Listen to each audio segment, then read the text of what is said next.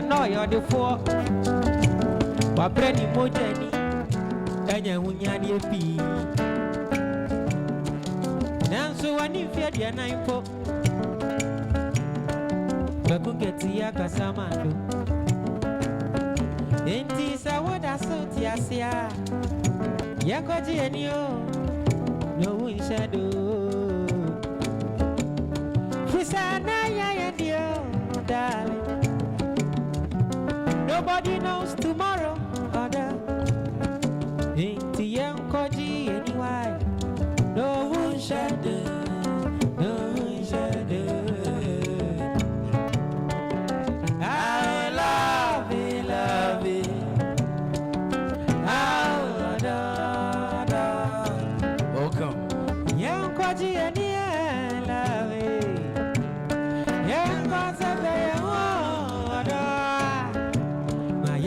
Shine wine out Missy and Cody and ya out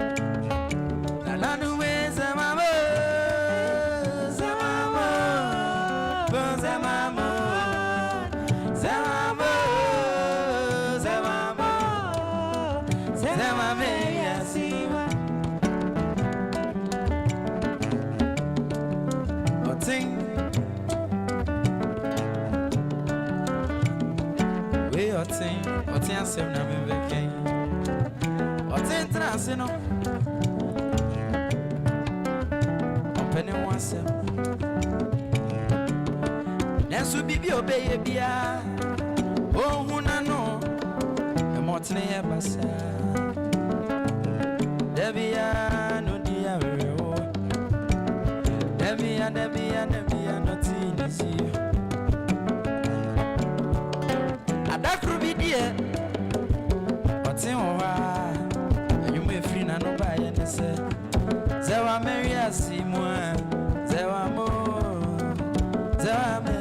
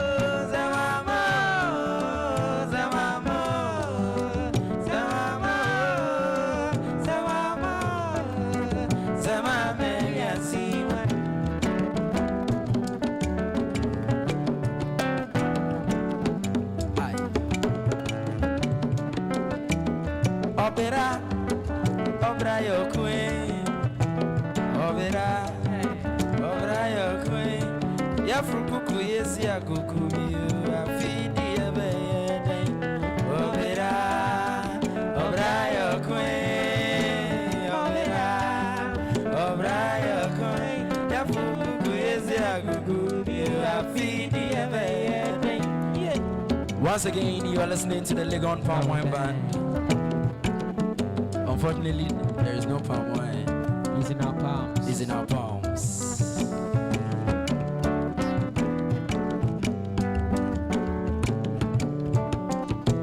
Adama, Odra Benya, Bagasimuno, Obezango Gumasi.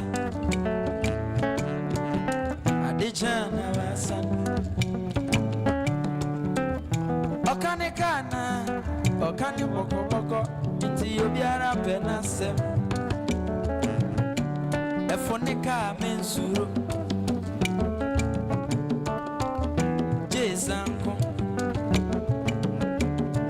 Eshenika nenimwa Eyobera Eshenika nechinswa Eye life Chadobera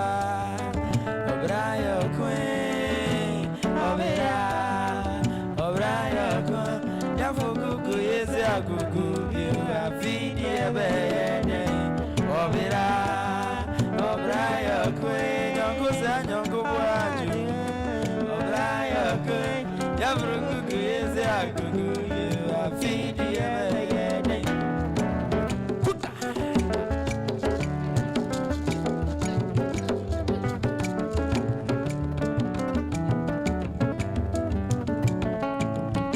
ubia kono ba ya deswa ya deswa tie masmo ubi ba na deswa ya deswa tie masmo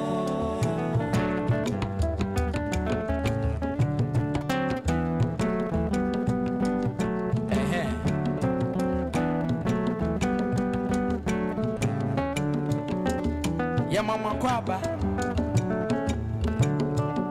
Kasi Bruni Becca said you are welcome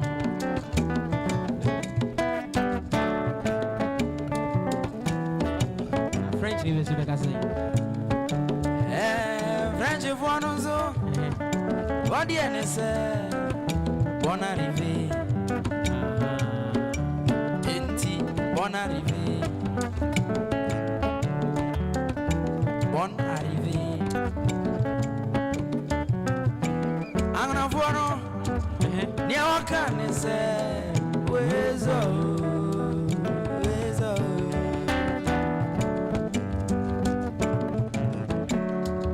Yeye kwachire akanyina ne se. Ye mamu akwaba. Na mwaji yenso. Ye mamu akwabo. Ye jeso. Yamamu akwabo, yejoso. Yamamu akwabo, yejoso. Yejoso. Yamamu akwabo, yejoso.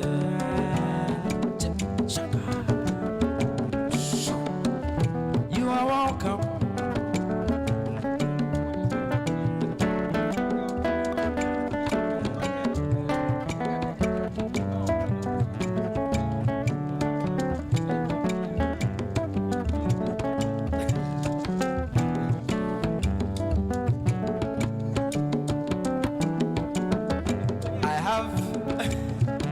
Story that I want to tell. Is it a true story or? Oh, true story. True story. Is it a love story or it's an action story? It's a welcoming story. A brand here coming chroma. Otubata go baby. Upon Grofo. Odru ono. Omo manu akwaba.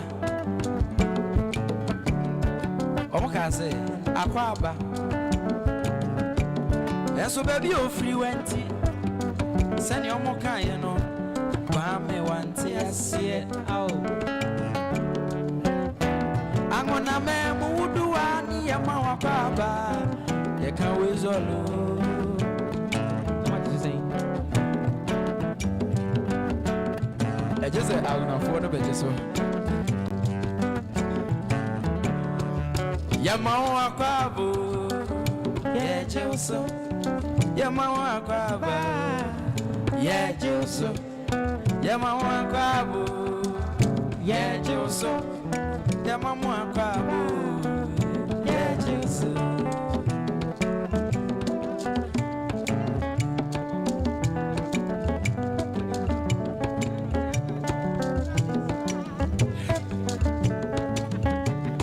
Kono ba na deswa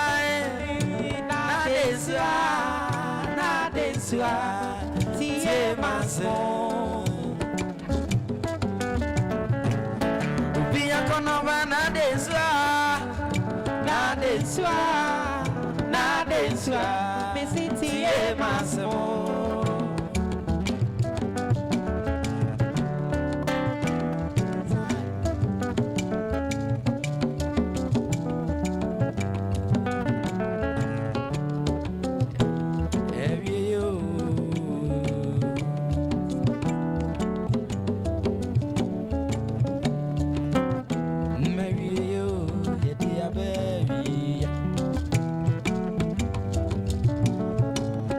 You're welcome.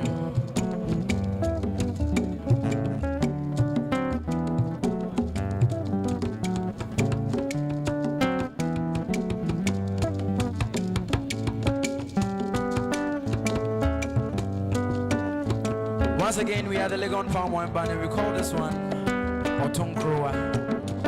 Yes, kids, distance.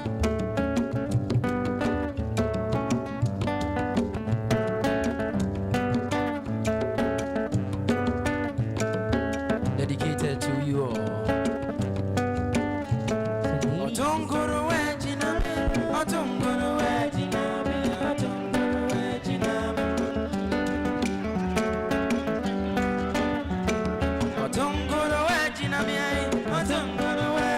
That's right.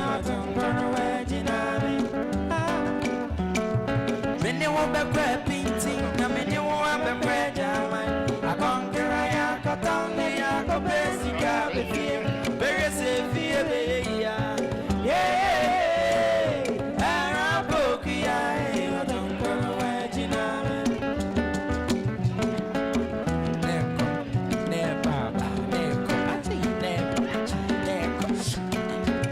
Jomia Meti, Majina Nisa Wabong, Gadomi Party, Kaminya Bida, Visenema Bay, Obada Niziko, Nawana, Adania, Sikani Fia, I am Bell, so we need the I am no way. I've been Oh, what a sad instinct. and so me share a mama, and then it's a Mediterranean. Say I may be power, or not so say me, sir. I bet you me, I don't care what it. On me, I'm a painting, now on me, I'm a bread. I can't cry, I got down, and the Acopesica, the fear. Very safe here, yeah. Araboki, I don't go away, Gina. Me no be painting, I'm a new one. I conquer, I got down, I got basic. Very safe here, yeah. Araboki, I don't go to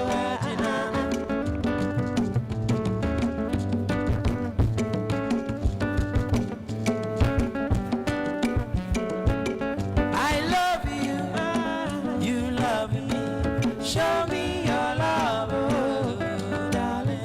Oh, I love you, you love me. Show me your love, oh, darling. Still in the month of love, so show your love. show Oh, that your do. love. You wanna know? That's Shagaton. Life or devil, life or devil. Kiss me and smile, oh, darling.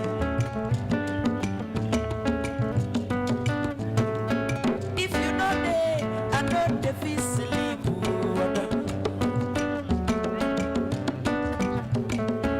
If you know they, I deserve a bed, you are me. But dear bluebird, I dey call your name tonight. And I'm with you. I know they feel sleep tonight. oh, And when you know they too, I know they feel bad. You adore. Show me your love, sister. Show me your love. Show your love. Show me your love, brother. Show me your love.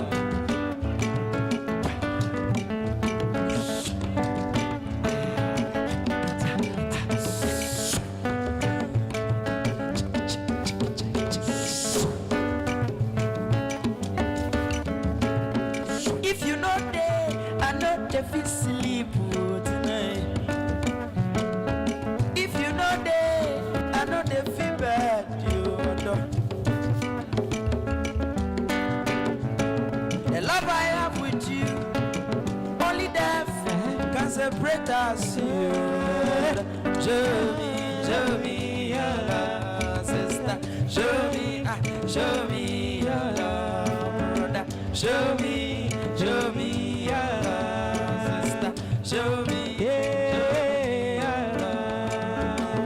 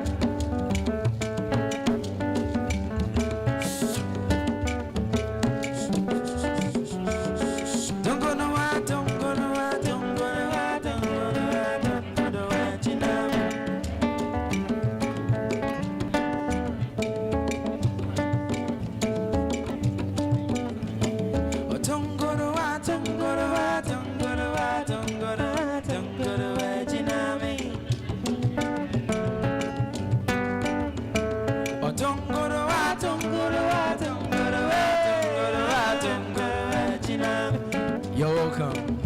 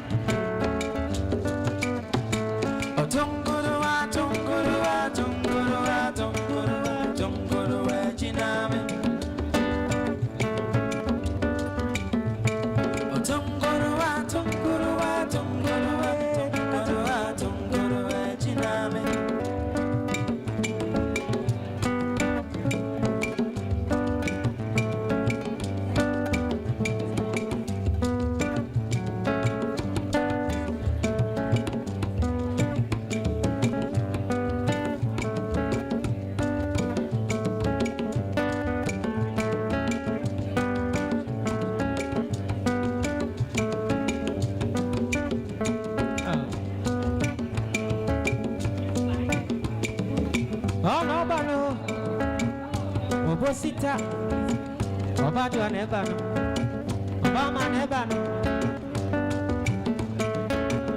Mahuna, Bidiye, Beda, Benda. What did you as a man for a cat? I'm a walking cousin.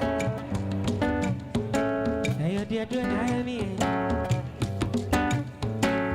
Zanya dunia ya nitonguru ya Baby so dia duro isi anya duro nitonguru ya nitonguru ya nitonguru ya nitonguru Besunda ya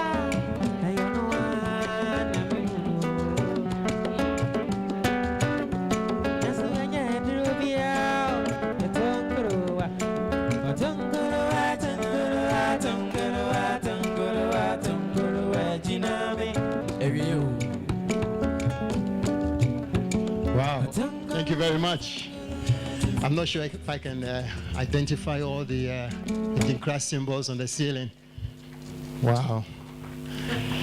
So growing up, every boy's dream, at least in my neighborhood, was to own a catapult, not a bicycle, to take down the agama lizards and birds with a first single shot. We reduced the length of the tails of the agama lizards we caught by hand live to very small little ones. Again, for some of us who were lucky to live in a semi-two-story building, we witnessed the military brutalities meted out to citizens who, for one reason or another, were found on the streets after the curfew hours at 6 p.m. The next morning, we would recount the bloody, near-death brutalities we witnessed to siblings and friends, and we would laugh about them. I know it sounds callous, but all these memories came back to me after 4 decades, a few days ago, when I was reading one of the books of our guest, for whom we are all gathered here this afternoon. So brace yourselves for reclaiming Noir. My name is Yaya Alpha Suberu, the moderator for this afternoon's event. Ladies and gentlemen, welcome to NYU Accra Gardens and to the 10th edition of Labone Dialogues, such an amazing initiative. This initiative helps those of us who make excuses for not reading to at least read a book each event or watch a play. I sincerely welcome all of our frequent participants and our online participants. Thank you for being our guests once again. For our first time guest to NYU Accra, may I take the opportunity to announce the location of our restrooms. So the first one is right across from me to the right. The second one is in this building, and the third one is all the way in the other building.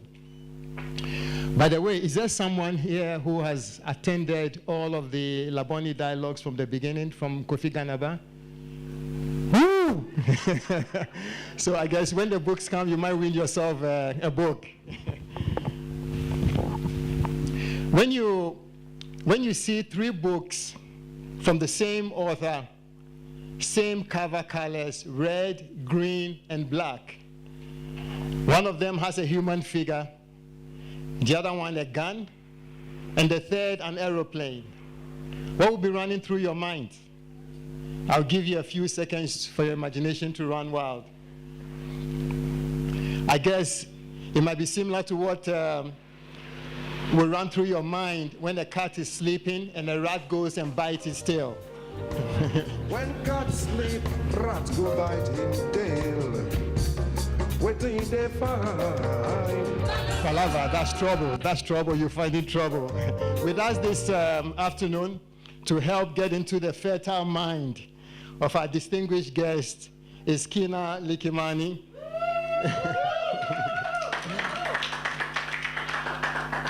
Kina reads for a living.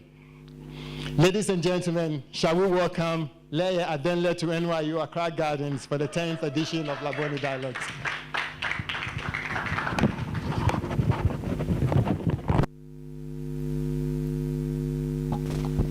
Hello. Hi, Leye. Hiya. Welcome, everyone. I'm a bit nasally, so I have a cold. Wow. First, I want to thank Frankie. Where's Frankie? And NYU for having me here again. Leye.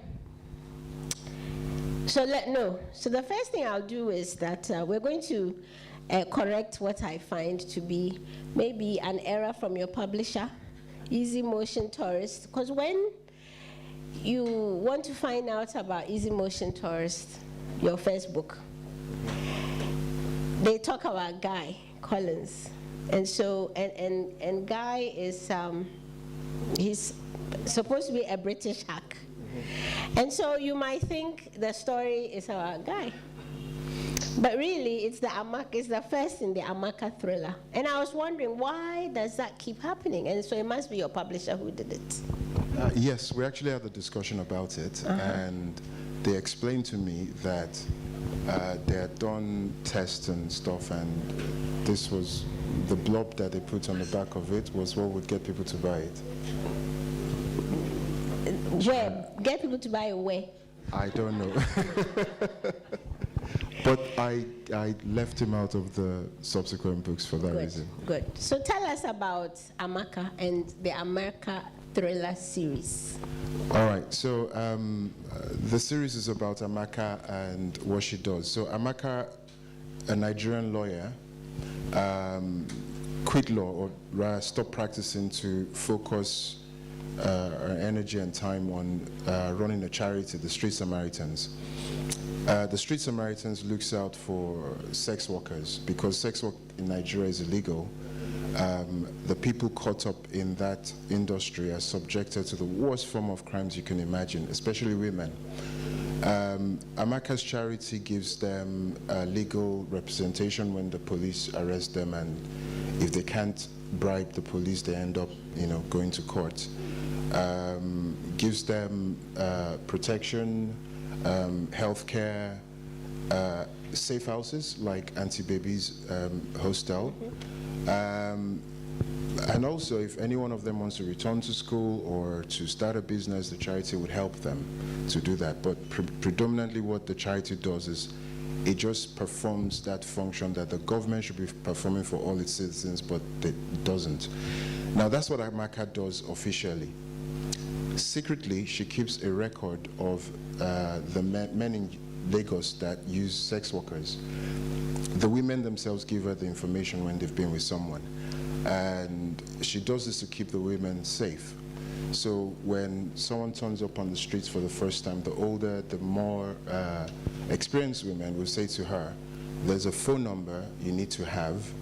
We don't know who it is, but before you go with anyone, right, text their car registration number to this number, and then you'll get, information on the person. And this way, Amaka is able to tell the women, you can charge him this much, or it tends to be rough. Watch out for that guy who'll try to slip off the condom. That guy he likes picking up two women, so look for a friend so you're not with a stranger. Or more importantly, don't go. Because there are people on her database that have picked up women and they've never been seen before. In a country like Nigeria, where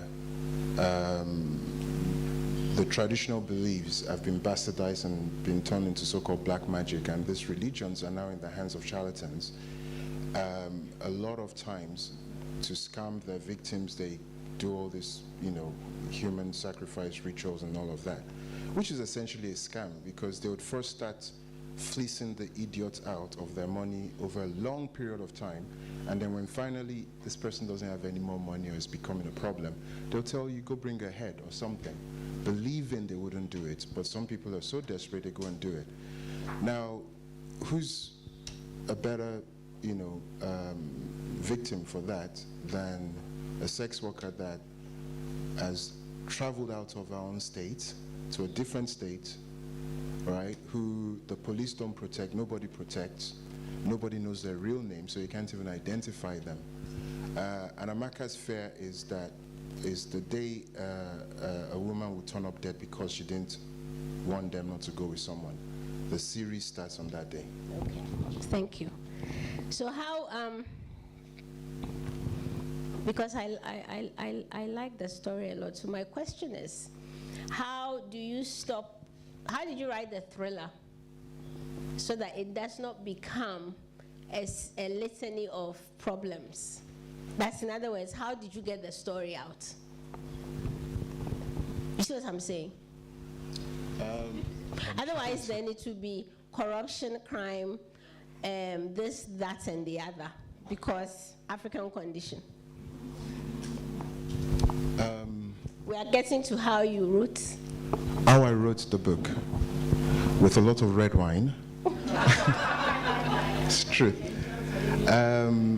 It was like a stream of consciousness, the first draft, because I'd always wanted to write, and then I found that finally I could return to writing,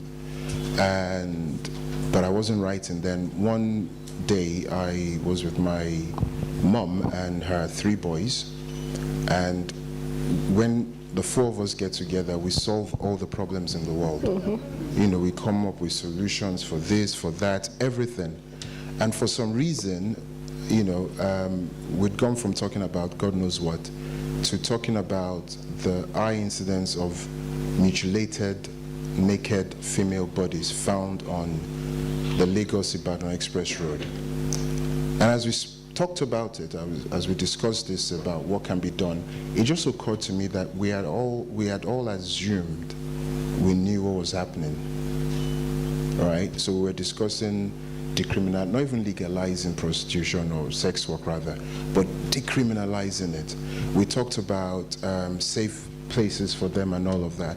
But in all of that discussion, I just thought, wow, what if we're looking at this wrongly? I went home that night, and this is many years ago, long before I even thought it would become a novel. I went home that night and I wrote out, Facebook used to have something called Facebook Notes. And I wrote my thoughts, but as a piece of fiction. And that was the opening chapter of the book. And then I forgot about it till the next day, came back from work, opened it up, and quite a lot of people had read it. And a lot of them wanted to know what happened next. So I wrote a chapter a day, every day, for like 30 days. So it took about a month to write the first draft. But that was just the first draft. It was crap. And people liked it, but yeah. And then I thought, well, if a lot of people followed it, and my friends on Facebook, my friend request just went woof, maybe I can finally do this writing thing. Then I began to rewrite it, and then I started to school myself. I started to buy books on prose, on dramatic storytelling and stuff like that. I read everything, but I still think the best education for writing is the fact that you read a lot of books yourself, you know, and you probably are a writer if when reading books you're thinking, oh, I could have done that differently, or I know what they're doing here, you know, and stuff like that. So yeah, the long answer is that. The short one is a lot of editors. Because what you show us, and sometimes we forget as Africans. You just show us criminality because criminality happens everywhere. Sometimes we forget about criminality simply because we have the African condition, right? So tying it back to the title, Reclaiming Noir, were you always drawn to the crime story? Yeah, well, to thrillers. And you know, growing up, I read everything that was available. We had a bedroom that was the library, that was a proper library, and I would just hide away in there, and half of the books were cookbooks. Another wall was medical books, which I learned not to look into them because some of them had these images that'll just stay with you the whole day. And then there was every genre you could think of, you know, and I read a lot of Mills and Boons because we had a lot of them, you know, and I quite enjoyed them. So I read almost everything. Then all the classics that, you know, we all had around. But I always enjoyed stories that would grip me from the opening and not let go until the very end. So it was only natural that when I started writing, I would write something like that. Actually, that's not the first book I wrote. The first book I wrote, which is a lost manuscript now, was written in long form. It was called The Wanderer. And I wrote that just after reading The Famished Road for the first time. I was very young. It was crap, but I lost it. Is there some, or are there key elements that a crime story must have? Must be interesting. What else? Suspense, well-rounded characters that act to their full capacity. So, I mean, you can get away with a lot in almost every other genre, apart from crime, because with crime, it's like an engineering piece of work. You know, it's the one genre that people would read and find faults and find mistakes. And the mistake is not you called someone a different name. It's, no, the police don't work like that. Or that gun that your criminal has, you know, cannot shoot someone from that distance or something. So your stories have to be internally consistent throughout. Then your characters as well have to be internally consistent. And yeah, and then you just have to be a good writer.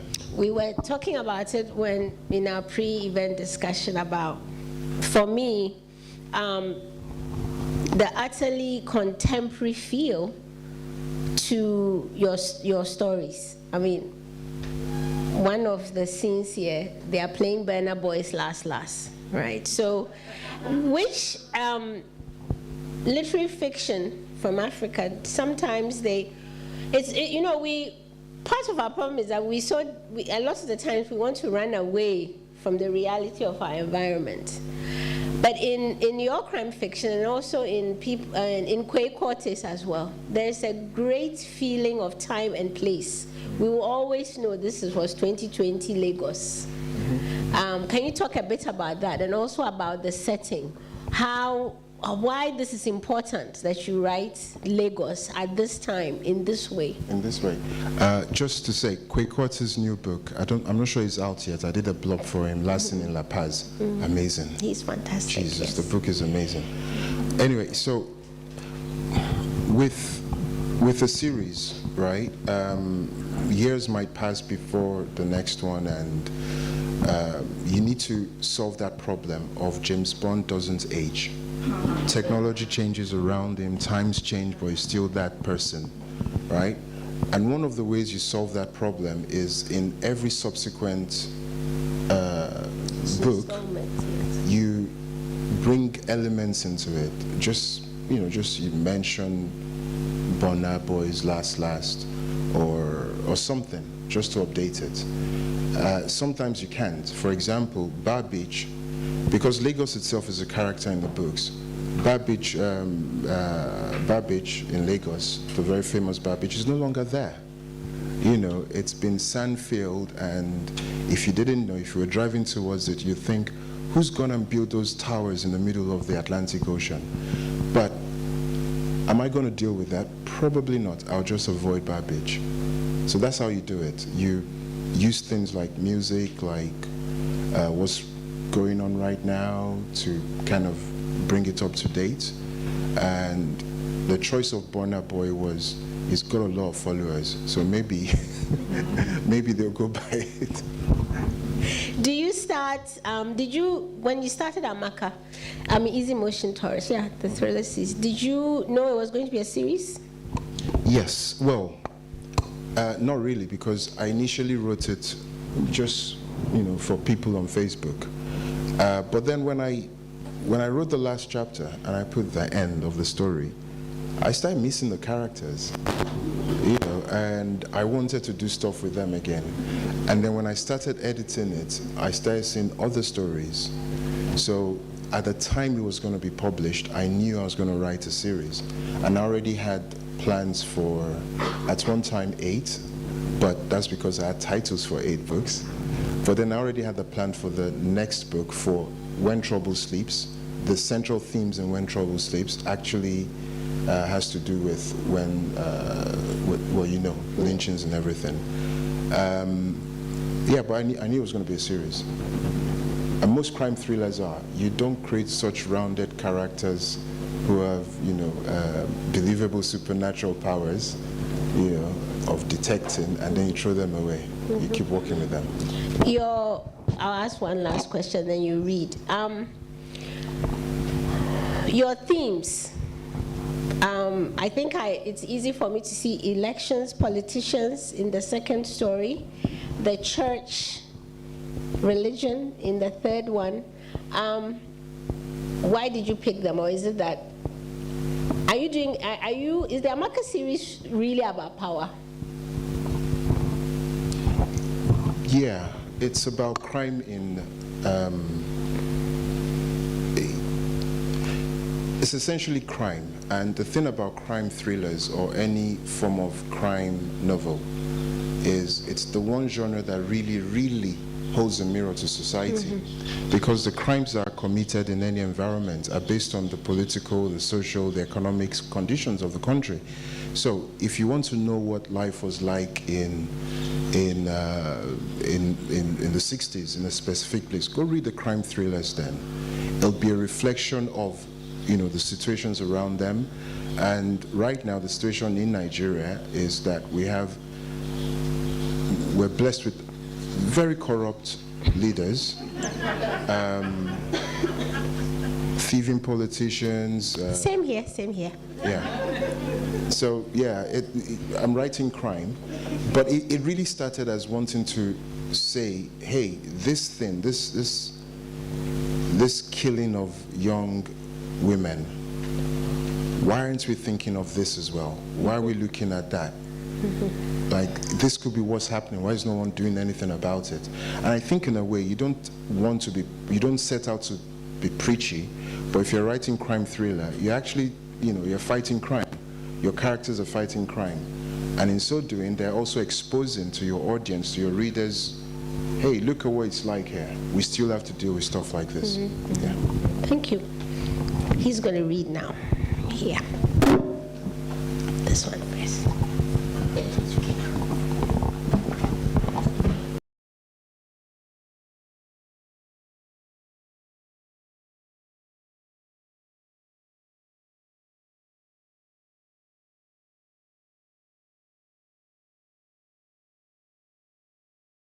The first chapter, so I've skipped the prologue. Slim sugar, holy honey. Slim sugar, holy honey. Pastor Frank, in a pair of purple socks, white fronts, and a white singlet tied around his belly, held his hands out and made another playful attempt to catch Funke. Funke, slim, tall, in black silk panties, and at 27 years old, 20 years younger than the pastor, ran behind one of the two sofas in the living area of the Sheraton Hotel Presidential Suite, her hands over her chest. Frank laughed. Funke chuckled. The air conditioner had chilled the room to 18 degrees, but beads of sweat lined Frank's forehead beneath his dyed hair. He stood straight to catch his breath. You need your inhaler? Funke asked. Frank shook his head. He arched his back again and held out his hands, fingers spread. Slim sugar. Funke dropped her arms to her sides and jiggled her breast. Holy honey. Slim sugar. Bona Boy's last began to play from Funke's phone on the armrest of the chair where she had laid her clothes. They both looked at the glowing blue screen before turning to each other. Funke shrugged. Frank pretended to step towards the ringing phone and then made for her. She screamed and ran behind the dining table. They laughed. The phone stopped ringing and the doorbell rang. As one, they turned to the door. Frank checked his watch. Are you expecting someone? Funke asked. Shh. Frank put his finger to his lips. The bell rang again, followed by someone knocking on the door, calling his name. It was a woman's voice. Frank, open the door. His back stiffened and his eyes widened. He began to breathe even faster. Funke did not know who the woman was, but she knew that voice. It was the voice of a woman in distress, the voice of a wife who had just caught her husband cheating. Go inside, Frank whispered. Hide, don't make a noise, go. Funke had already considered potential hiding places in the suite. There was nowhere a raging wife wouldn't check. The banging on the door was getting louder. Frank jolted into action. He gathered Funke's clothes and thrust the bundle at her. He began pulling on his clothes, missing a leg of his trousers and almost falling over. In the midst of the chaos, Funke stood unmoving. Go, he mouthed. Go, he mouthed, his face pleading as he grappled with his belt. But Funke was thinking. His wife would ransack the entire room, wardrobes under the bed, behind curtains, even drawers. There was no point hiding in there. Her eyes fell on the sofa. "Do you have a knife?" she whispered. He stared at her. Funke moved behind the sofa and began to tip it over. He understood immediately. He ran to her and together they rolled the sofa over. With his base exposed, Funke felt the fabric. Frank ran to the writing desk, set flush against the back of the second sofa, and returned with a letter opener, ignoring the pounding on the door. Funke made an incision in the fabric. She tore lengthwise, then downwards, completing an L. She pushed the clothes into the opening and climbed in, causing the fabric to tear some more as she did so. He pulled the sofa back onto its legs and checked that no one would suspect there was a young woman in the little space between the cushion and the ground. Now fully dressed, he dug into his pockets for his handkerchief, mopped the sweat on his face, walked to the door, and held the handle and scanned the room one last time.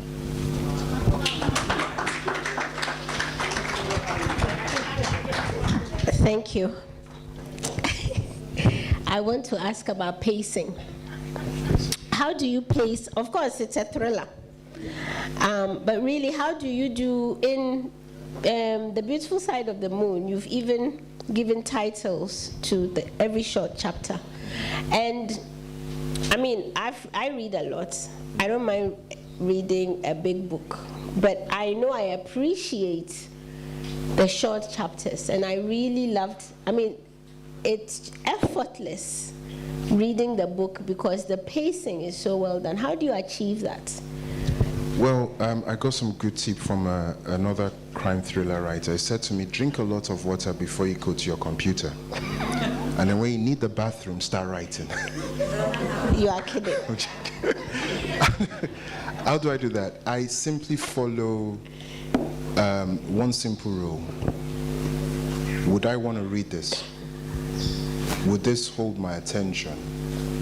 And in doing that, of course, I'm also applying all the techniques and all the knowledge that everybody knows about writing good scenes and thrillers and everything. So what I do try to do is I try to appeal to the senses. So most chapters would let you know if it's cold in there, if it's hot, if it's dusty, if you can smell stuff. And the trick is just to ground you into that room, because once you appeal to the senses, you're physically there. And then you try to show, not tell, throughout. And then you try to make sure that what you're showing is important to the story.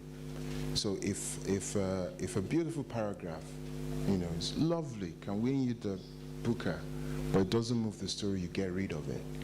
If an entire chapter slows down the story unnecessarily and you can collapse it into a sentence in another chapter if it's that important, then that's all you do. You always think of your writer. I always think of your reader. I always think the readers, you've bought the book, thank you so much. Now you're going to spend time reading it. It better be worth it for you.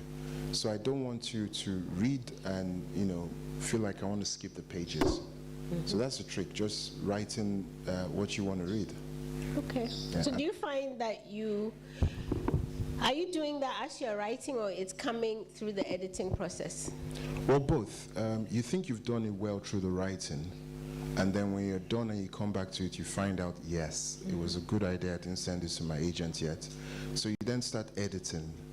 And I recently edited 120-something page manuscript to 50,000. Wow. Yep. Wow. I did that by taking out a few characters. It doesn't pain you. You're not attached to the number of words. No, but I don't care, really. But it worked. It was my pandemic novel, because when the pandemic lockdown hit, my first thought was, damn, I have to finish this book before I die, And so I just wrote it, like I just didn't stop. And interestingly, that version, the 124-page manuscript, my agent showed it to a producer at the BBC. And in that format, still in that format, they decided they wanted to have a meeting with me. So we had a two-way call, through a call rather, with 2 producers at the BBC, myself, and then my agent, and they loved it. They really, really liked it. They wanted me to make some tiny changes, which I couldn't get myself to make the change, because it was going to make one of the central characters, who's a black Nigerian, into a real monster. And I just couldn't stomach it. So I walked away from what could have been a deal with the BBC. But I then pulled the manuscript. I told, because my agent, based on the feedback from the BBC producers, thought, oh, we got something good. So she sent it out to people. But then I told her to pull it away, that, yeah, I'm not really happy with it. And I didn't return to it till last year, and I actually finished it last year when I came for Labone Dialogues. That was when I finished doing the edit, and she loved it. And your agent likes the story when they don't tell you to take stuff out, and all she said was, love it, don't change anything, but see if you can bring it up to 60,000 words. Okay. Which I've done. All right. Yeah. So it's coming out? I hope so. Good. Let's get to the beautiful side of the moon. You are a crime writer. What are you doing writing? I don't know if it is fantasy, is it magical realism? What happened to you? Okay, so when I wrote the first book in the series, I have these 2 amazing niece and a nephew, and they wanted to read it. Their father is a writer as well. They are surrounded by writers and books, and I'm their favorite uncle. But those books were not age appropriate for them, so I promised them I'll write something they can read. And I started telling them this fantastical tale, which is this book. And I thought, yeah, actually I'm going to write it. And it's very similar to what I do. It's still a thriller. And you can even think of it as a crime thriller. You can see the bad people and the good people and what happens. And in terms of what it is, I don't know. Is it sci-fi? Elements of that? Is it aliens? Is it fantasy? I guess when people start speculating as to what it is, they call it speculative fiction. It's amazing. Yeah, it's amazing. But it's so different. How did you write it? How did I write it? You were in the audience in Lagos, so I'm not gonna. I was. How did I write it? That's a very powerful question. It makes me think. How did I write it? On my laptop, for one. I just wrote it. It was a very easy story to tell because it allows, it's set on parts of the moon. It's set on different dimensions. It's set in Lagos. And because I'd given myself permission to just play and enjoy it, I just did that. I just wrote it, enjoying it as I did. Do you see that it's something, it being so different from the Amaka thriller? Is this something you want to test yourself more with whatever this is? Well, the publisher wants me to do a second book, and I might write more stuff like that. It might become a series because there's a huge story question that still needs to be resolved.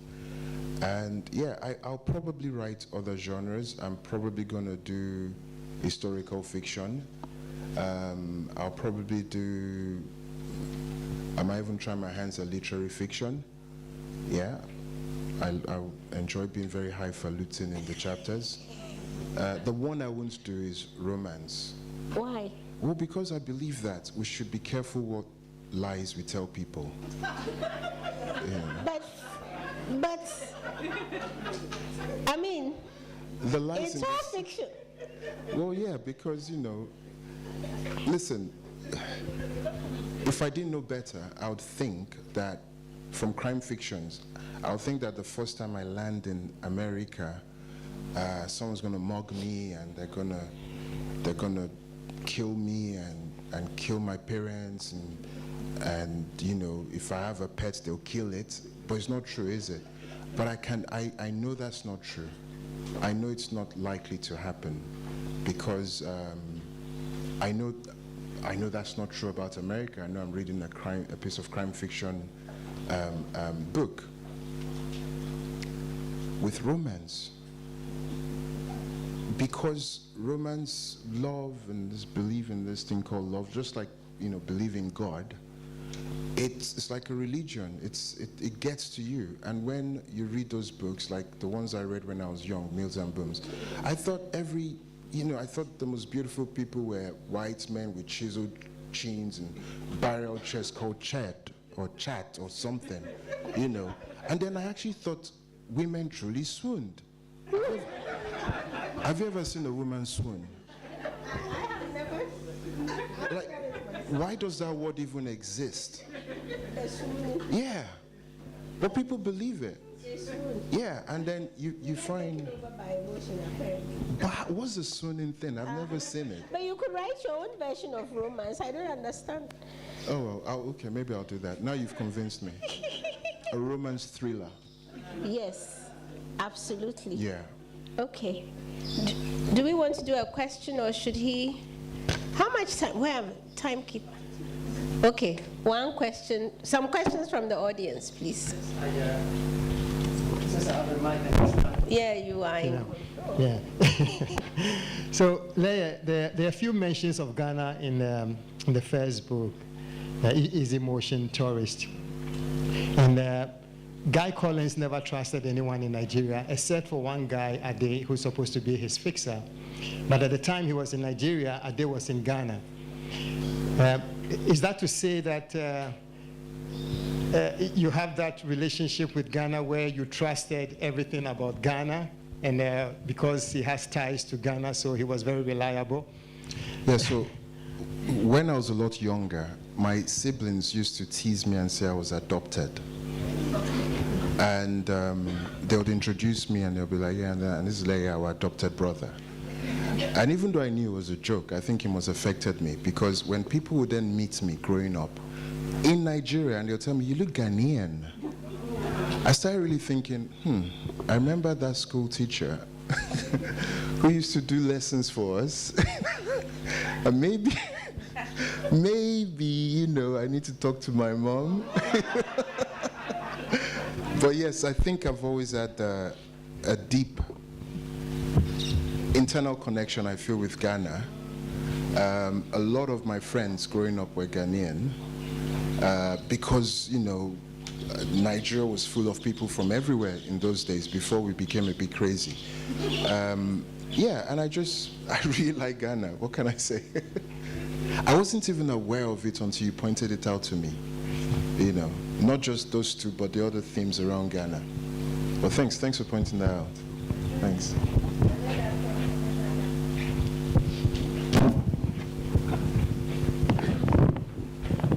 Leye, I know you also have a full-time job, and you're so prolific as a writer.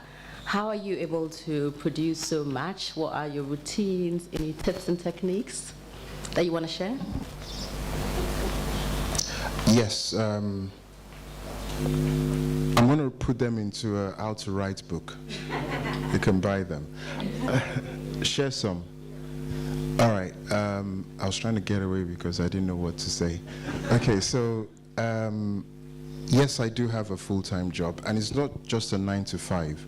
I'm a coach, an executive coach, so I also have clients, one-to-one clients in my own private practice. So I could be on the phone at 6 a.m. talking to someone from a different time zone for 90 minutes. How do you combine that with writing? I think I'm probably not the best person to give advice on this because I'm doing it very poorly. I think I've done it at the expense of relationships, of stuff, because I'm either editing or writing, and weekends I'm at a cafe writing. I do try now to limit the amount of time I write so that I have a cadence. But the problem is once you're in flow, you know this, once you're in flow, time just evaporates. And I remember, so I'll come home from work, right? And I'm on the laptop and I'm writing. I'm just going on and doing my stuff. I put the phone on silent sometimes I actually actively chuck it. And only when I've chucked it down, I think, oh, flip, that's an iPhone, it can crack. They're not built well if it lands on the wrong place. But people would call, and I won't be able to pick up their phone. The only person whose phone call I would pick was my then partner. And I would pick it to say to them, sorry, I'm writing. And I didn't know how it felt until I had to talk to Zikiswa about something, and I called her as I randomly do. And Zikiswa picked the call. Leye, sorry, I can't talk right now, I'm writing, it hurts. But I'm glad you talk about, because I think one of course, the main key indicator for a success of a writer is how prolific they are. And rarely do they really talk about the cost of it. So I'm glad you talked about it. Because there is a cost to being prolific, as there is also a reason why people may not be so prolific as judged by the number of books they've published. So another question? Yes, actually, Zikiswa. Zuki is online. So this is from Zikiswa. Thanks for the engaging read. Do you have any idea when we can expect copies in East and Southern Africa? Yes, Zukiswa, when you buy the rights to publish them there. Thank you. Let's talk about the success of your books as indicated by sales or interest. When I was reading up a bit about that, it seems your work is very popular in France. Yes. In fact, you talk about how even Amaka is received. In France, oh, they love Amaka. Can I just say, forgive me, I was sending my mom details to log on to YouTube. Sure. Where's the camera? Mom? Anyway, so, France, yes. So, the first book, Easy Motion Tourist, when the French translation was sold, it had a different title, Lagos Lady, because they got it. They didn't do the focusing on someone else. Everybody knew it was about Amaka. In fact, my French readers cannot stand Guy. They can't stand him, and they're very open about it. So, yeah, and then they won an award, and I was thinking when he won the award, because all I have is primary school French, so I can't really read French. I've been taking lessons after, but as of then, I couldn't really properly read French, And that made me think. The book is called Easy Motion Tourist. In French, it's called Lagos Lady. It's different covers. It's won an award in France. I started thinking maybe they translated the wrong book. But I kept quiet about it. I've checked, it's not the wrong book, it's the same one. I find, compared to England, in that the reading culture in France is very much alive, and I think it's a function of the government as well. In England, they keep closing down bookshops. I've been to parties where bookshops are being opened in France. When I do book events in England, usually the audience is older people. When you do them in France, it's the entire family. You see the grandparents, the parents, the children, the children's friends, and for the maybe 4 or 5 days of the festival, they are constantly there. I know the way they do it there, so they might have, say they've got a hall over there where they do the talks and everything, they'll have like a space like this, usually much larger, and then you'd have tables, and your books would be on the tables, and if you're not on a panel, you're expected to be sitting there, because people would come and walk around and they would want to have conversations with you about your book. And it just hit me that they really do like books. And the book is what, 20 euros? And then you'd see people holding stacks of books, each one of the family members, and you see them doing that, buying that many books every day of the festival. It's a beautiful thing. that's why I'm trying to improve my French. I'm going to move there. Okay. Okay. Any other questions before he reads again? Okay, whilst we wait for that, I do have a question. Okay. Yeah. So one of the characters in the, I think, is the motion tourist. He had a big problem with the fact that Dobermans were not born with studs. He found out that they are chopped, as puppies. And he was so upset. And then he goes home and he has 2 Dobermans. And then he had just killed a woman, taken out the heart and fed it to the dogs. But he thought cutting the tail of a Doberman was more cruel than that. I mean, what's the duality of that character? What is it exactly? Well, it's intentional. It's how we judge ourselves by our intentions, and we judge others by their actions. He believes, right, that he's a good person. He would never hurt a dog. Like, who would hurt a dog? But because his job is as a criminal, and he grew up in the slums, right, his own rules are different than ours, or from mine. His worldview is widely different. So he doesn't really see it as, he sees it as a business. He does a business, and once in a while people die. But that doesn't make him a bad person. All the politicians in Nigeria who have been thieving, they all go to church, and a lot of them are deacons, and they have all these amazing titles from church, and they're all thieves, which is why I wrote which is why it's all about, organized religion being organized crime, the new book. But that it's intentional to show that there's 2 sides to everybody. Both can exist at the same time. Also, you would find that in all the books, there's no single character that is totally good or bad. Not even Amaka. Amaka she can be very nasty. If you attack or you hurt or you threaten any of the girls, she's going to do whatever to take you down. She doesn't care the cost. So she might not actually be the most pleasant person to have as a friend, unless you're a woman in distress. But that's the way people are. And then Inspector Ibrahim as well is very happy to take bribes, but because he still does his job as a policeman, he doesn't consider himself as a criminal or as doing something bad. And that's the reason I put the Doberman there, was to say, look, this criminal has some humanity from his own point of view. We might not see it, but he sees it. Thanks. So there's a growing crop, I hate that word, crop. Anyway, there's a growing crop of African crime writers. Yourself, Mukoma, Kwekote, Howard Golokai. I think I'm exempting South Africa. I don't know a lot of South Africans. And someone coined Sunshine Noir, as in stories that come out when they shop, whatever. What makes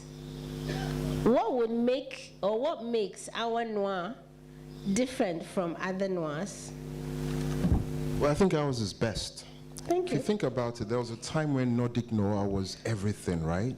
And we couldn't get enough of Stieg Larsson's books and all of that. And because of him, so many books came out that the covers also had some sort of tattoo on someone's body, and everybody wanted to write them. But the truth is, these people are writing from countries where maybe the only crime in a year is that someone shoved snow onto their neighbor's path, right? Like, really, the kind of things they write about. If I was to believe it, I would think that every single home in Sweden or Norway or wherever has a dungeon, right? Where people are tied up and they're being filleted every day or something. It's not true. You can't have that much crime. We have the figures of your crime. So if you really want to write authentic crime, I think you should be set where there's real crime, colorful crime, where your police officers would, escort you to a cash point to, and at gunpoint take the money from you. I think that's real. What we say about Sunshine Noir is that the shadows are darkest where the sun shines the brightest. And it doesn't have to be Africa. Anywhere there's sunshine around the clock, I think that's only Africa, really. But anyway, yeah, Latin America. Yeah, so, yeah, we're taking over Noir. That's it. Okay. Are you, who are your favorites? Favorite writers, Noir writers, yeah? So, it used to be, and it still is to a large extent, people like Patterson. Patterson, because when I first read, Along Came a Spider, I thought Patterson was black because the central character was black. And I love that, so I've read almost everything. Lee Child I love. What's that guy's name? A Few Dollars More,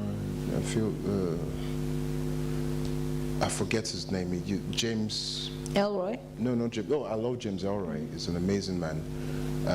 He gave me a good blurb. James Elroy, Lee Child. However, the person I'm reading, I can't get enough of their writing right now, Femi Kayode. Okay. Femi Kayode's writing is phenomenal. He wrote, the first book was Light Seekers. The second one is Gaslight, that's coming out soon. I've had an opportunity to read it. It's the kind of writing that gives you goosebumps. When you talk about effortless writing, it's just beautiful. I like Mukoma's writing as well. You can see Mukoma's personality in his writing. Kwekwate is also an amazing writer that I love.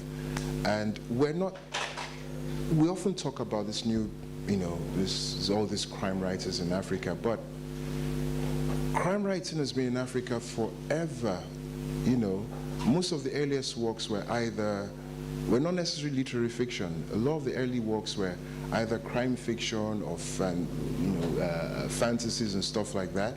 One of the best crime fiction novels ever. All right, so there are very famous works of crime fiction or just fiction generated that open on a firing squad, right? What's the title? 1,000 Years of Solitude. 100 Years. 100 Years of Solitude. Yes. The short story, A Miracle in Time, I want to say. Hoy Louis Borges. It's beautiful. Starts on, on the... Borges, yes. But the person that's done it the best is some guy called Adenle Okediji. He's late. And he wrote it in Yoruba ages ago, long before I was born. And he describes a firing squad in Nigeria, which, I don't want to say my age, but if you're as young as I am, you might remember these things, right? And the way it was so, we should thank Professor Karim Baba. She did a translation, which is what made it accessible, not of the book itself, but in a paper she wrote. And it's so beautiful when you read the translation. It's so poetic, so lyrical, and so impactful. Imagine reading it in the original Yoruba, which I've done. All right? It's even more beautiful, more powerful, and I think it's one of the best openings ever for a crime story, not just an opening on a firing squad.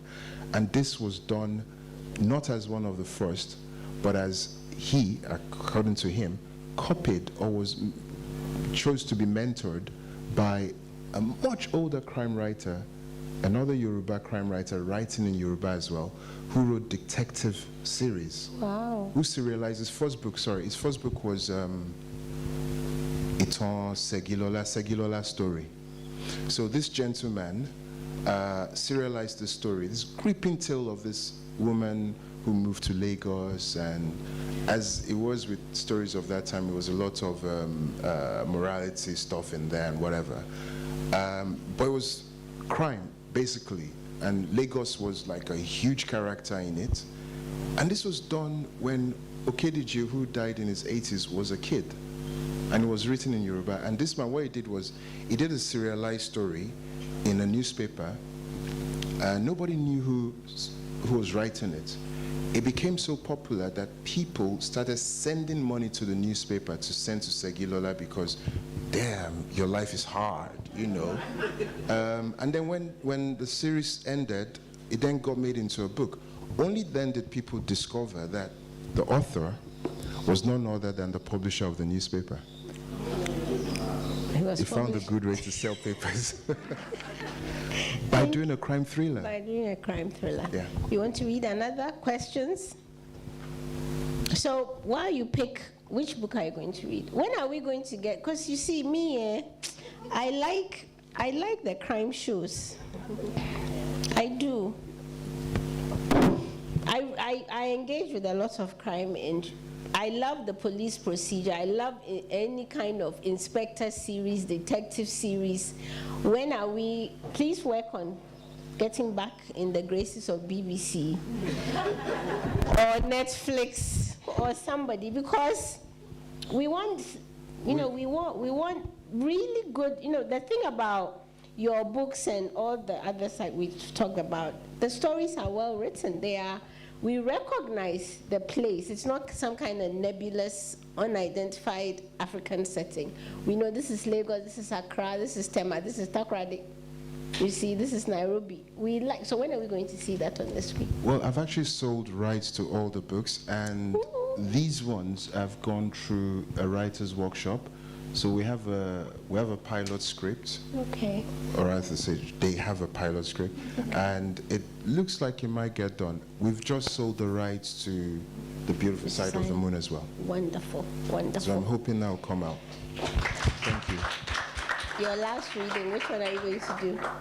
No more crime, let's do No more crime.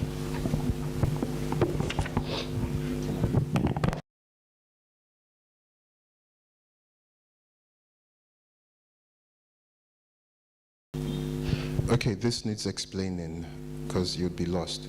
So the main guy, Osarati, is meeting secretly with his workmate Rachel. He's on the run, so he's had to go and meet with Rachel, and he's trying not to tell her too much because he's gotten involved in intergalactical magic. Okay.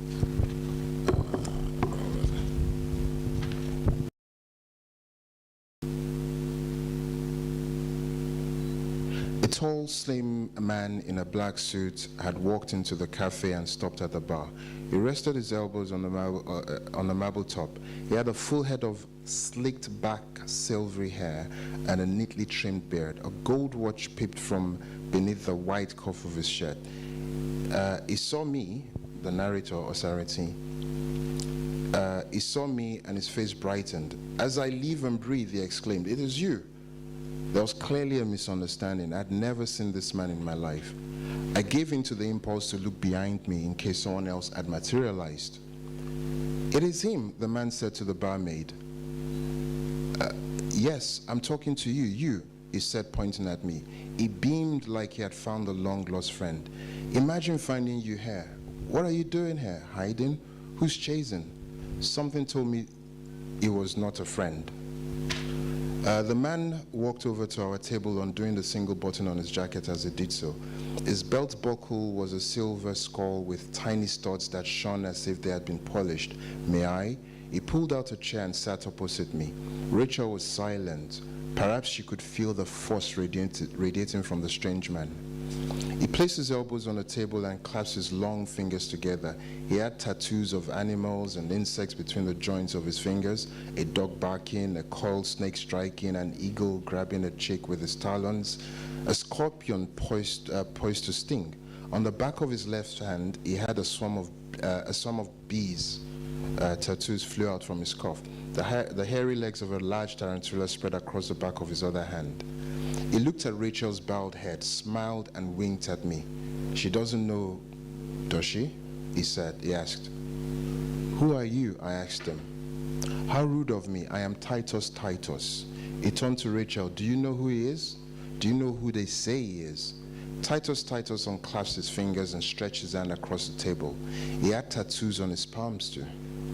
The tips of the spider's leg curled around the edge of his hand, encircling smaller spiders. I shouldn't have, I know, but I couldn't stop myself. I shook his hand. Something moved against my palm. I snatched my hand away. He looked straight into my eye with startling blue eyes. The pupil was larger than most. Looking into his eyes felt like looking down from the roof of a tall building. And you are Mr. Magic," he said. And this young lady here, what is your name? Leave her out of it, I said. But it was too late. Rachel looked into his dazzling eyes. He offered his hand. She held her thumb back, shook him with the tips of her other fingers, and quickly snatched her hand back. She had felt it too. What do you want? I asked. The question is not what I want. It is who wants something, and I can give it. It is you who wants something, and I can give it to you. I don't want anything from you. Oh, but you do. You want to know who you really are. You want to know who your father is. You want to know why everyone is after you. You know that you don't know, but you don't know what it is that you don't know, and nobody's telling you. It's eating you up, munching on your brain. You feel it, munch, munch, munch. I grabbed my head in both hands. What are you doing to me? I moaned. The throbbing stopped as suddenly as it had started. Where was Brother Moses? Surely he would have seen this man entering the cafe. Rachel sat perfectly still, her face frozen with fear. Titus placed the tips of his fingers on the table and leaned forward. You ask me who I am? You and I are the same. They call us magicians. Don't you just hate that word? I would rather they called me by my real name. Have you shown her your tricks, your rabbits in a hat, your disappearing cards? Rachel looked to me for an explanation. Titus continued. Surely we are more than that. We are more than they call us. We are gods.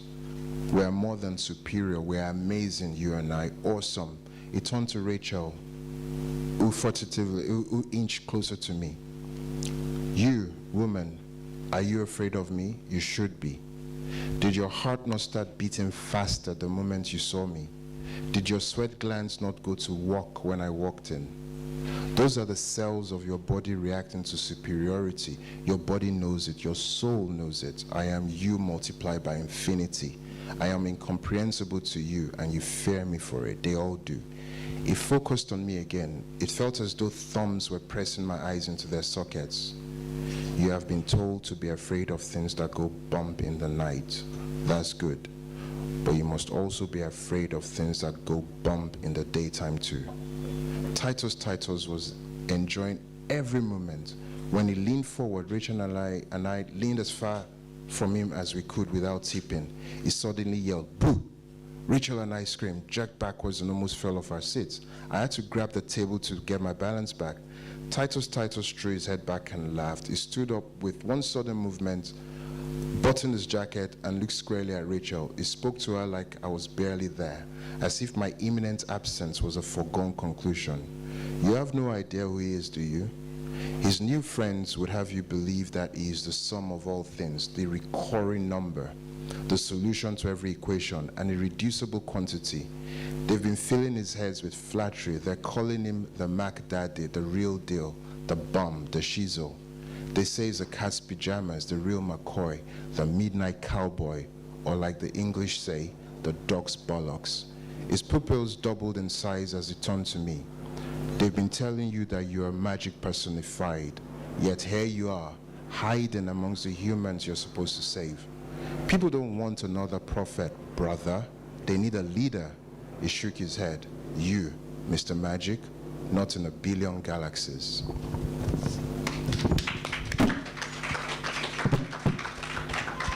So this Titus and his tattoo, I'm not giving, I'm going to tell you guys, I'm not giving anything away. You know, the scorpions come off his skin in a fight. The animals that are tattooed between his knuckles, on his palms, in his hands, they shoot off his body. It's quite something. Cinematic. Yeah. Questions? It's magical realism. Could be. Yes. Can I ask a question? Okay, then. Leye, I got to know that you have a degree in IT, and I'm going back to the Amaka series. She always used the notebook, yes. and then using Excel. I'm sure the time you wrote your book, there were apps and all that. How come the urgency of the information that her girls needed to have and for her to communicate with them before they go out on the drive. Is there a reason why you didn't include that? That's number one. And well, maybe I probably could let you finish with that. Yeah, she's a lawyer, so it would have been very strange if she figured out, if the first thing she did was, put together a database, and have it able to be queried via text messages and back. But she's gotten onto that in the planned fourth book. So it's tech now. Thank you. And you had mentioned about Leye's interest in, probable interest in romance. Yes. There is a little bit in the Amaka series. And, I know, don't mind them. Yeah, there's one bit that fascinates me the most, when somebody advised one of your characters that if they want to have Amaka, to have a girl, you need to have a talent. What does that mean? Oh, that's the Lebanese guy. The Italian. Italian guy, rather. Lebanese is a different story. Yeah, Auntie Baby's husband. Right, who says to this guy, Collins, like, I noticed that you like her, but you have to have a talent. And what's your talent? It was very sad for Guy in that place. So yeah, there was romance. There was more than romance. Amaka was, doing stuff with Guy and other people. And that's an interesting one because, it seemed natural that they've been through a life-threatening situation together, and they're spending a lot of time together, they're running away together, isn't it? So it would have been strange if one of them did not fancy the other. Obviously, without giving it away, we know what went down. But the reason I'm telling this story is that when people would ask me, who's Amaka based on? I would say to them very honestly, Amaka is a composite characters of women in my life, my sisters, my mom, my friends, past lovers, people I dream to be lovers with, colleagues, people who jilted me. And I believed it. I really believed it because Amaka gets a name from one person. She gets parts of her backstory from another person. She gets her, the je ne sais quoi, that quality about her from somebody else. She gets that. And I really believed that she was this composite character. Until one day, I'd been asked the question again, and I'd done the same spiel about who she is and how she's so many people. And then outside the hall, a lady walked up to me, and I was talking to other people, and she waited till she had a chance to look me, the same lady that asked the question, looked me straight in the eye and said, where is your mother in the book? And that, it hit me. Amaka, dedicated her life to young girls. Amaka, so much about her is Amaka. And that's the reason that Amaka had a lot of sex in the first book, but the second book... You realize... I've dealt with it now. I've dealt with it. For a while, my brain just couldn't, my cis brain, heterosexual male brain couldn't see my mother as a sexual being. No. I don't think I do still. I don't think I want to. I don't want to know what she does. But I've been dealing with it, and in the fourth book, Amaka gets with someone, I won't tell you who. But hold on. But part of your problem part of this problem is because male writers tend to write women characters so horrendously, horrifically bad. Can I say that? Yes. When you meet or you come across a woman, a character who is written well by a man, people want explanations because it's so rare. Because when we keep saying it's not difficult, just give the woman her humanity. Don't reduce her to the female objects you think, because that's how people... It's troubling because it's almost as though men do not have women friends or women they relate to just as humans. So how did you do that? But first he's standing up. Please ask your question. Respond. Yeah, respond. First respond. Because you see, that's it. We want explanation so that you can tell your fellow male writers what to do.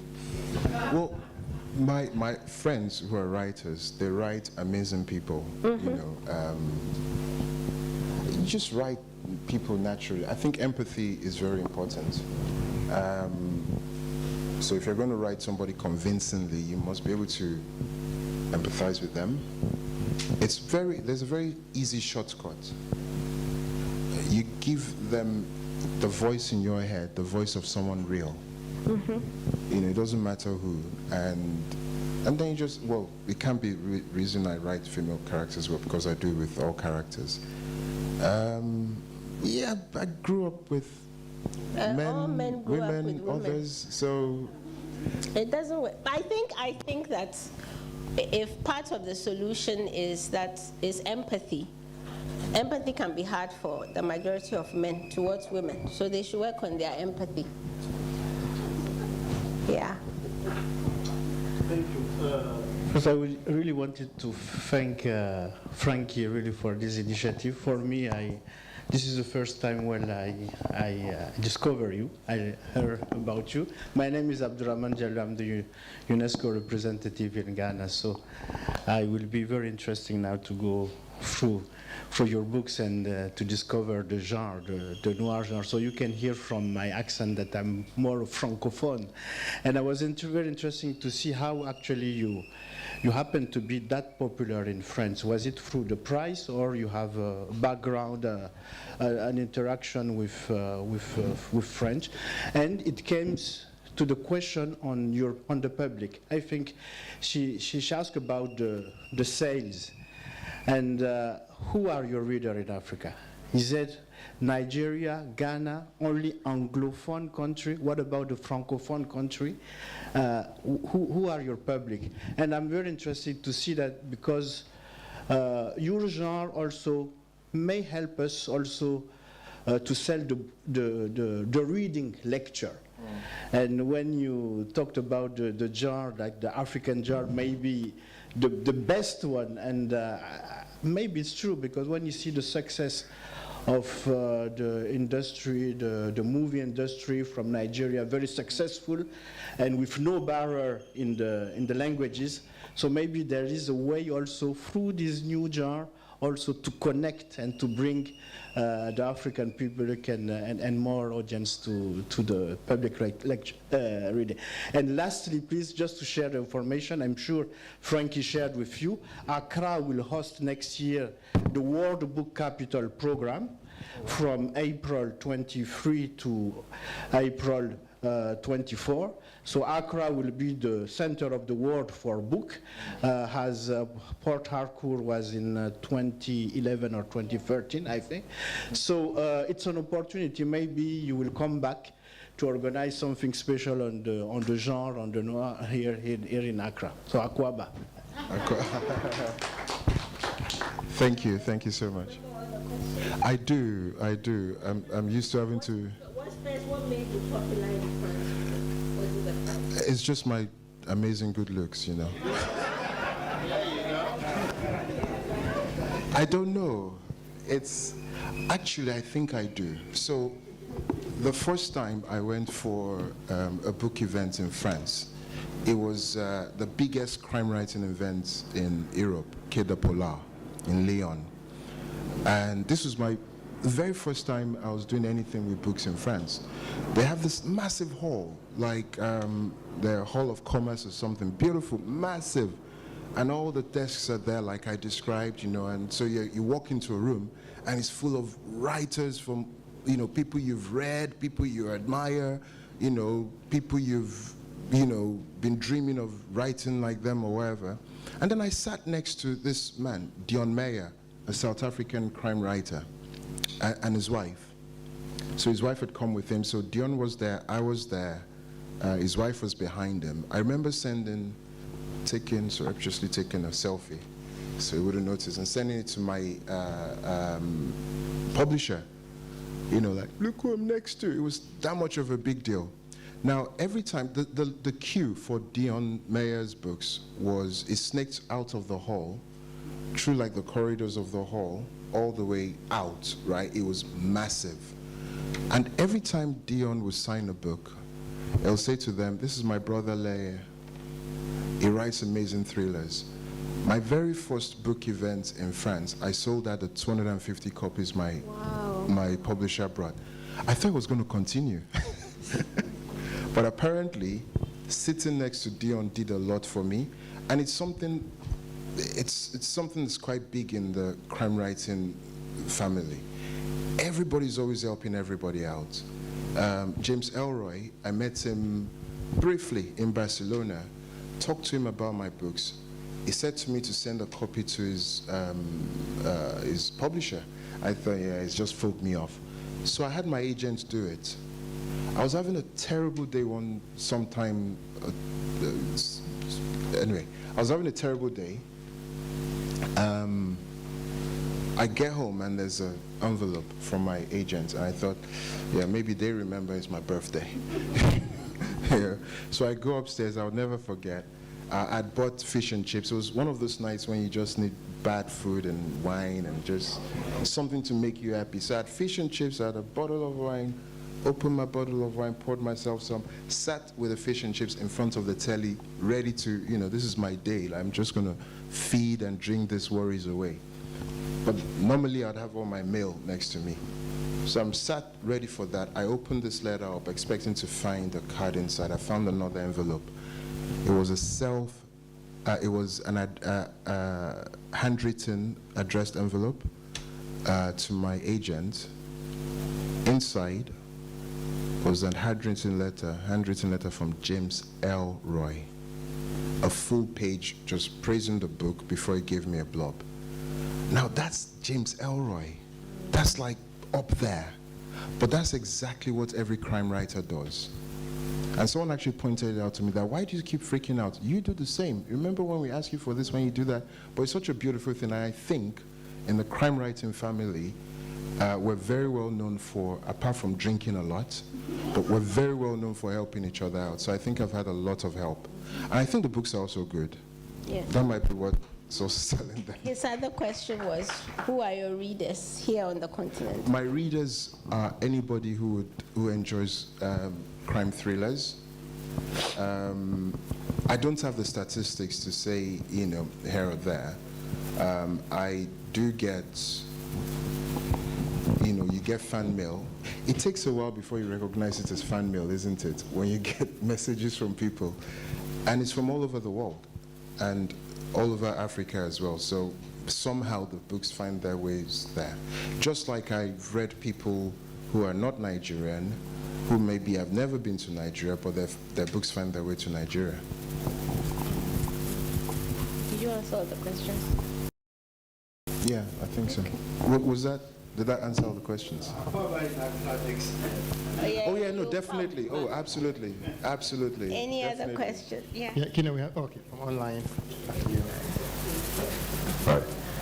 You mentioned you're working on a historical fiction book next in the future. So I was wanting to ask, do you have any tips for writing, like engaging historical fiction? I know it's a Historical fiction. Yeah. Yes, sir. Yeah. No, I was asking if you have any tips on writing and engaging. Historical fiction. Historical fiction. Yeah, I was just making a stupid joke about writing historical fiction, but I'm glad I made that joke because the whole gathering would not have had the privilege of listening to that lovely voice. There are lots of, I can give you, there are lots of, not lots, I like saying lots because I wish, quite a number of African women writers writing historical fiction, like the most account is by Leila Lalami, Jennifer Makumbi Wichintu. There's a Kenyan writer, Maza from Ethiopia. Yeah, we'll get you a list.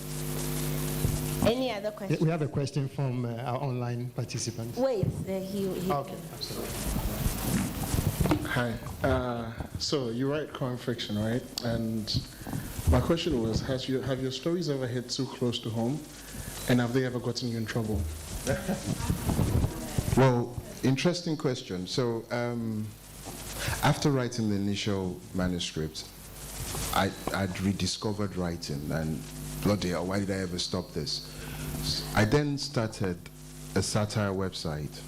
Yes. It was called Wazobia Report. My name wasn't there anywhere, but I wrote, it was political satire as well. Now, there's one piece I wrote when we got arguably the best Minister of Finance Nigeria's ever had. The lady who headed the economic team that turned Nigeria around during the Obasanjo regime, Ngozi Okonjo-Iweala. And it's satire, right? But I built the website myself. I made it look like the quality of websites, of news websites from Nigeria then, they were crap. So it was intentionally crap, right? To just look like it was real.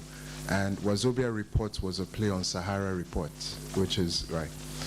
I'm not saying Sahara's website was crap, it's not them. Anyway, so I'd written this piece, and it was a letter that Okonjo-Iweala had sent to the president after joining. And the letter was basically her saying, you know, thank you for all the faith you've put in me, blah, blah, blah. But after looking at the Federation accounts, I realized that this is beyond my power and only God can help Nigeria. And therefore, please accept this, you know, resignation. It was a joke. I thought people would get it. You know, being a satire website, I woke up and my phone was on fire, you know.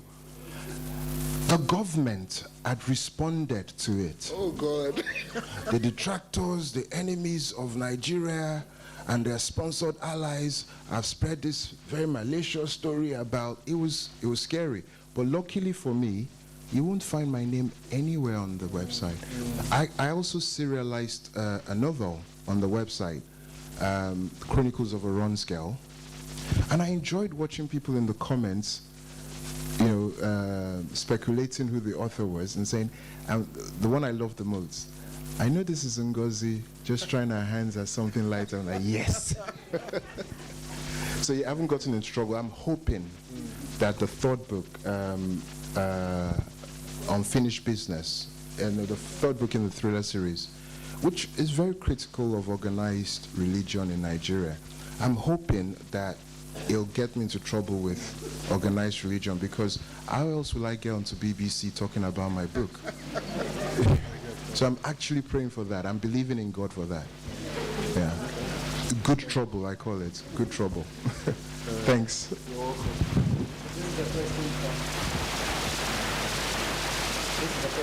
Omolola Agbe Davis, I love the opening of When Trouble Sleeps. Can we expect another Amaka thriller? How many books is enough or too many in a series? Well, Jack Reacher's series is still going. And when Lee Child decided he wanted to retire, his brother now writes the books. James Patterson, the most prolific crime writer in the world, he doesn't write his books anymore. You know, it's just James Patterson, but it's other people writing for him. When will I stop writing the Amaka series? So long as they're getting published, I hope to keep writing them. It's fun. You know, I always feel bad when I listen to panels and some authors talk about how difficult and a painful process writing is, but it's fun, isn't it? Because you're discovering the story as well as you're writing it. And so long as it's fun, so long as there's a story I want to tell and people are buying the books, I hope I'll still keep writing. That's the reason I don't want to ever go blind. Well, you can dictate. It's not the same. Well, we certainly hope that you don't stop. Because, I mean, to have a thriller series with Amaka as, when they do these movies where they bring the different detectives, usually it's a comedy thing, they are hilarious. Like they bring Colombo and Poirot and, you know, and when I was reading your books, I was like, wow, imagine Amaka walks in. How unlikely, but then how likely would that be, right?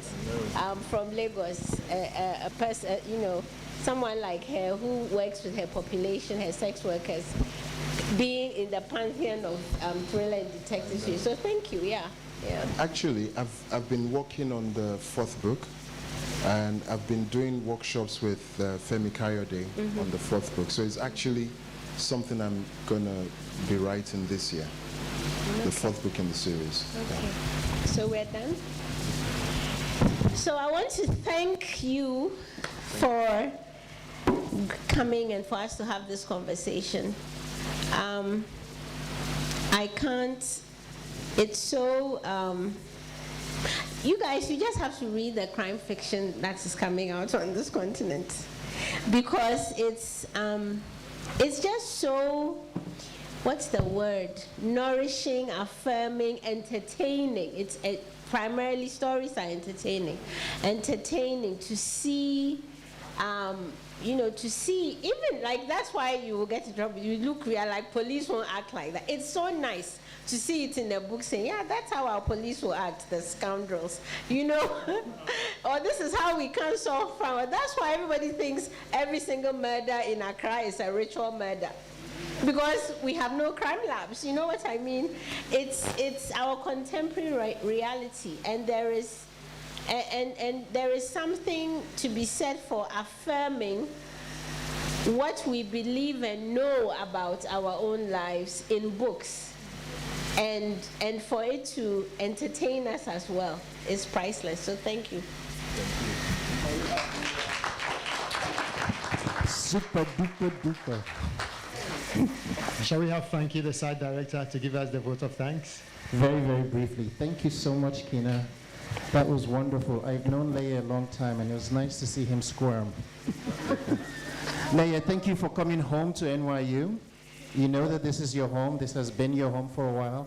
I think of all of our international guests, you're the one who has attended Labone Dialogues the most, even when it was not about your work. So thank you so very much.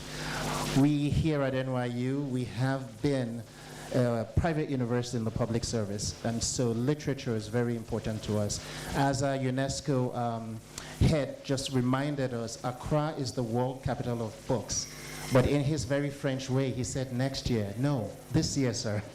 We're starting in 2 months, and NYU has something cooking for later on this fall, where we're going to work with books and writers. So thank you so much for supporting us. We also want to thank our friends at United Nations, particularly Ambassador Charles Abani, for his support of literature and his support of Labone Dialogues and artists and writers in general. Our United States mission, several members of them were here. We have to thank our Deputy Chief of Mission, Nicole Chulik, for being here, and Chris Gunning, the representative to Ambassador Virginia Palmer, as well as our friend Jeannie Elliott, who is always hiding in the back, but forever supporting Labone Dialogues, books and literature. So thank you so much, Jeannie. I would like to say that we cannot do this work without local partners. And since I came to Ghana in 2020 to head NYU, I have had a very, very strong partner with Writers Project Ghana. They do amazing stuff. They have created a community for writers here. And on to my right, there are several people from Writers Project Ghana who will be selling all of Adenle's books, even the ones he thinks we don't have. So please, books saves lives, and writers need to eat. So please pick up a book, pick up 2 books, pick up 3 books. We're very much appreciative. Thank you to everybody online. I saw the questions, I saw the numbers. I'm so grateful that you logged in. I am sorry that you cannot share the refreshments to my right, which are for those people who are here, but we really, really appreciate you.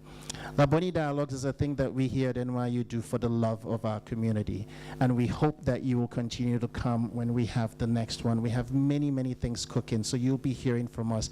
But on behalf of everybody at New York University, thank you so much for joining us.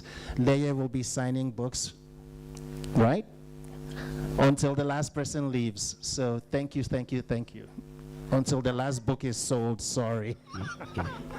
So thank you, Leye, thank you, Keener. Thank you, everybody online.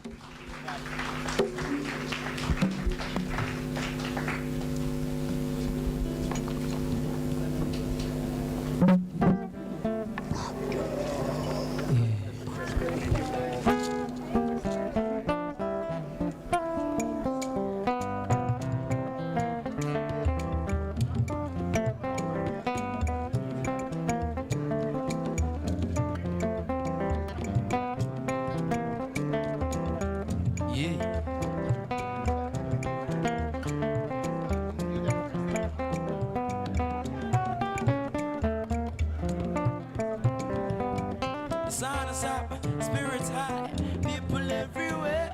Hey, food is good and the wine is fine and people getting high. Hey, mama here, papa here, and the whole gang too. Hey, everybody's dancing and they're celebrating all night. Celebration, jubilation, all together, all together, all together, all together. Celebration, celebrate, jubilation, all together, all together, all together, all together. Folks are jumping, screaming and shouting, party everywhere. Hey, food is good and the wine is fine and people getting high. Hey, why don't you come right in and have a good time too? Hey, everybody's dancing and celebrating all night. Celebration, jubilation, all together, all together, all together, all together. Celebration, jubilation, come together, come together, come together, come together.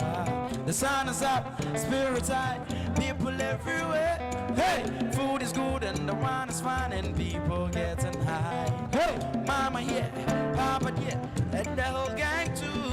Hey, everybody's dancing and they're celebrating all night. Celebration, jubilation, all together, all together, all together, all together. Celebration, jubilation, all together, all together, all together, all together. Susie told me to leave, saying she's a woman who's skilled. All of a sudden she said how much she found in substitutes. But I'm just letting you know that I'm still around. I'll be your bridge over troubled waters, so you don't get drowned. The substitute is gonna put you down. I'll be around, so you don't get drowned. The substitute is gonna put you down. I heard you smoking cigarettes by the bar.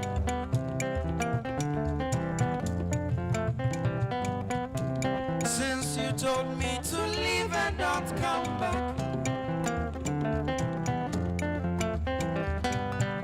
it wasn't my fault, you were the one who set me through. Now you're drinking liquor, which you didn't do. But I'll be around, so you don't get drowned. The substitute is gonna put you down.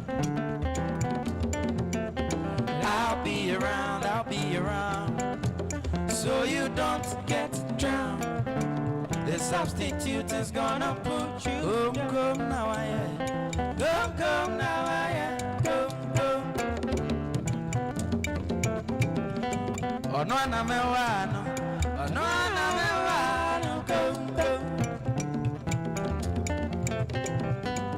Come now, I am.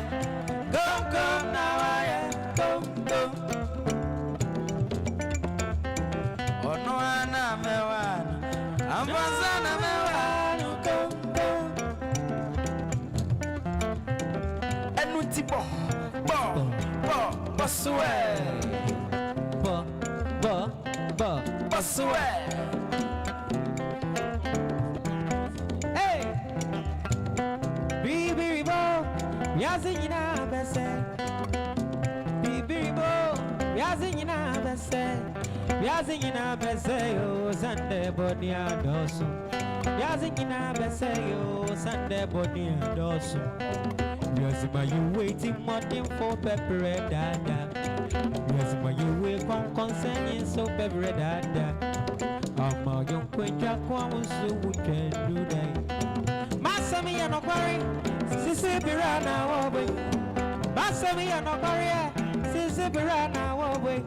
Sissy Pirana, away, Bonia Dosso. Yazima, you wait. to money for pepper dada. See Martin Ding, yeah, go for and pay once a more. Bonnie Quay, yeah, go for and pay once a more. Yeah, go for and pay once a more.